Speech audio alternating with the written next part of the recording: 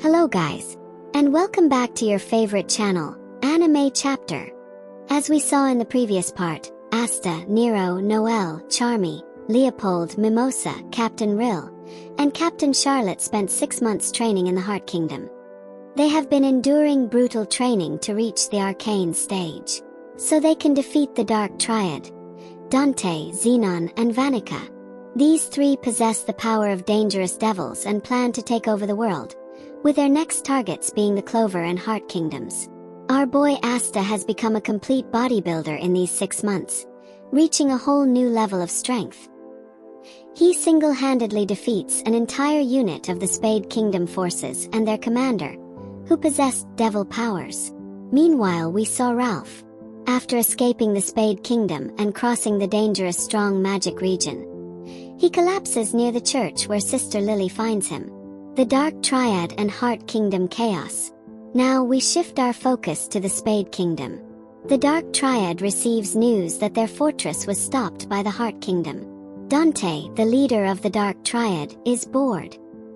He tells his siblings, "I probably gave them too much time, but hunting isn't fun if the prey isn't strong." Xenon, Vanica, get ready. We are going on a hunt. Back in the Heart Kingdom, Gadja is training the others. Suddenly, someone rushes in screaming.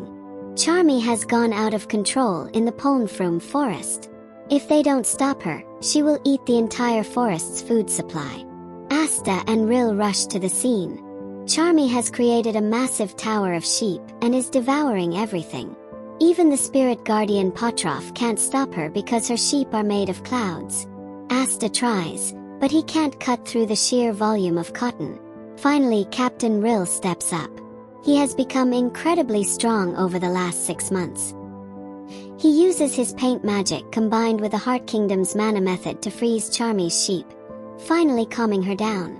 Rill admits to Asta, "I'm trying to become strong so that when I meet my soulmate again, I can impress her." Asta realizes the beautiful girl in Rill's painting is actually Charmy in her adult form. Rill denies it, saying Charmy is just a child, unaware of the truth. The truth about Yuno. We cut to Hage Village. Yuno, who is now the vice-captain of the Golden Dawn, arrives after being summoned by Sister Lily. She takes him to Ralph, the man who collapsed earlier. Ralph looks at Yuno with tears in his eyes and calls him Master Yuno. He reveals a shocking truth. The Spade Kingdom is not Yuno's enemy. It is his home. Ralph declares, "Prince Yuno, you are the heir to the Spade Kingdom." Everyone is shocked. Ralph explains that Yuno belongs to the royal Grinberial family. That is why he has such immense mana and possesses the wind spirit.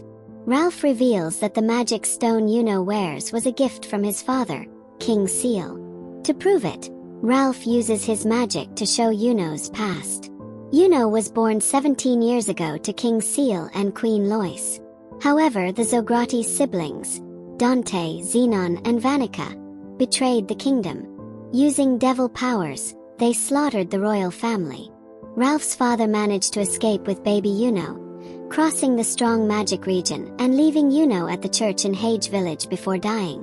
Yuno is shaken by the news of his true parents but declares, "We have to do whatever it takes to defeat the Dark Triad."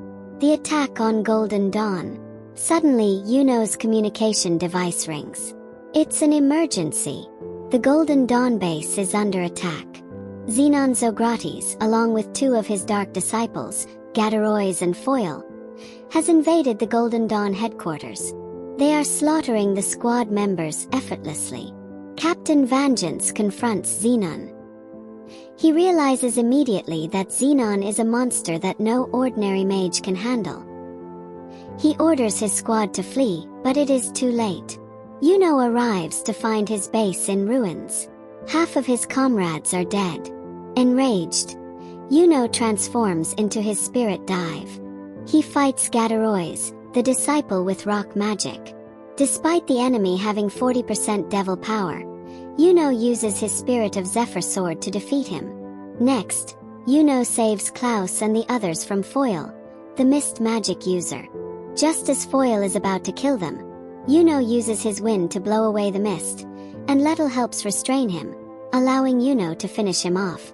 Yuno versus Xenon. Just as they think they have won, a terrifying shadow looms over them. Xenon appears, holding a defeated and unconscious Captain Vengeance. Yuno is horrified. Xenon looks at Yuno and says, "You're barely alive. Let me show you true power." Xenon unleashes his bone magic.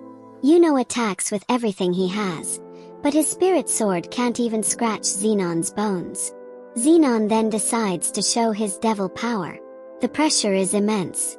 Xenon tells Yuno, "You are strong, but you are nothing before me." With a single blow, Xenon crushes Yuno. Later, Ralph arrives at the base. It is a graveyard. However, the base suddenly glows. Captain Vengeance, with his last bit of mana, cast a massive healing spell from the World Tree magic. This spell activates now, healing those who were on the brink of death.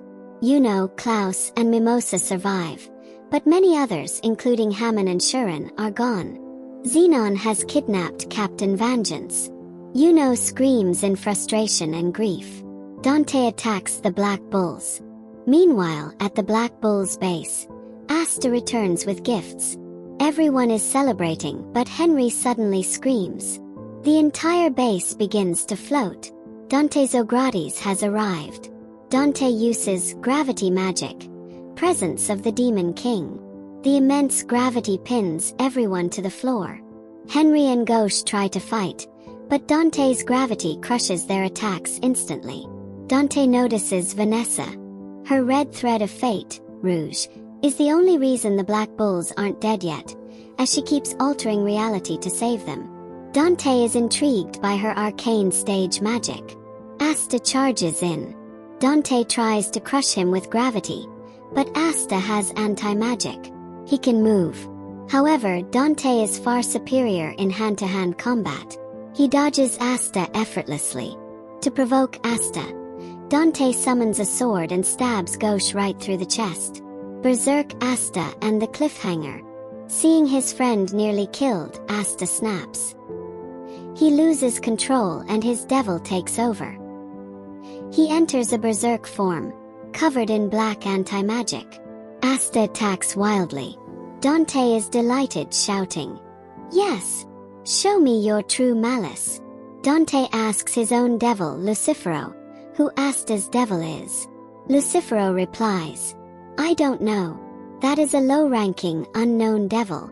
It's nothing special." Asta and Dante clash, but even in this form, Asta struggles. Meanwhile, in the Heart Kingdom, Queen Lalapeka senses a massive disturbance. Vanica and her dark disciples have just breached the Heart Kingdom's borders. And that is where our episode ends.